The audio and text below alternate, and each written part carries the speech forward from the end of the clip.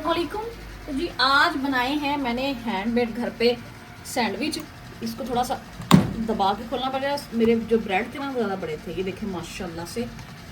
पहले भी कुछ बनाए हैं मैंने, अभी ये भी बन गए हैं। इनको बना के रखते हैं, फिर काटेंगे इकट्ठे।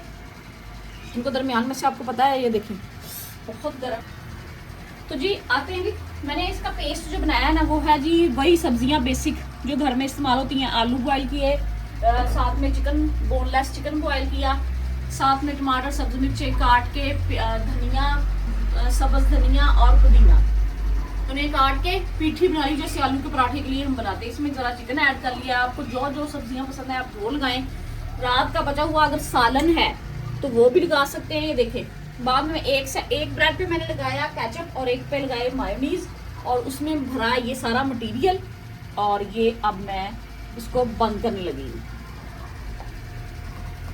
जिन माओं के बच्चे तंग करते हैं जी, खाना खाते हुए लंच ले जाते वक्त आप रोटी देते हैं, लंच में बच्चे वापस ले आते हैं। आप इस टाइप की कोई चीज़ बनाएं, जैसे ये ब्रेड, सादा ब्रेड हर घर में अवेलेबल होती है। आपके बच्चों को अगर ब्राउन ब्रेड पसंद है तो वो तो क्या ही बात है कमाल की। लेकिन आप जो चीज़ लाइक करते हैं वो इस्तेमाल करें। मैंने इसमें केचप भी इस्तेमाल किया है मिचल्स वालों की। ये चिली सॉस है बेसिकली, लेकिन लाइट सी मैंने लगाई बच्चों को जहन में रखते हुए। साथ में मायोनीज इस्तेमाल की है, साथ में ब्रेड पड़ी हुई है। हल्का सा मैंने इनको ग्रीस किया था, ये देख रहे हैं ऑयल।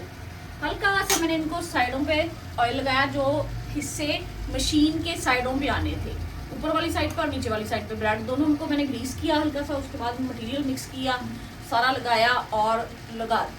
आप देखें माशाल्लाह से कितने प्यारे बन गए। इनकी कटिंग मैं करूँगी अभी क्योंकि फुल गर्म थे ये, तो मैंने वैसे ही निकाल लिए इनकी। बिस्मिल्लाह, ऐसे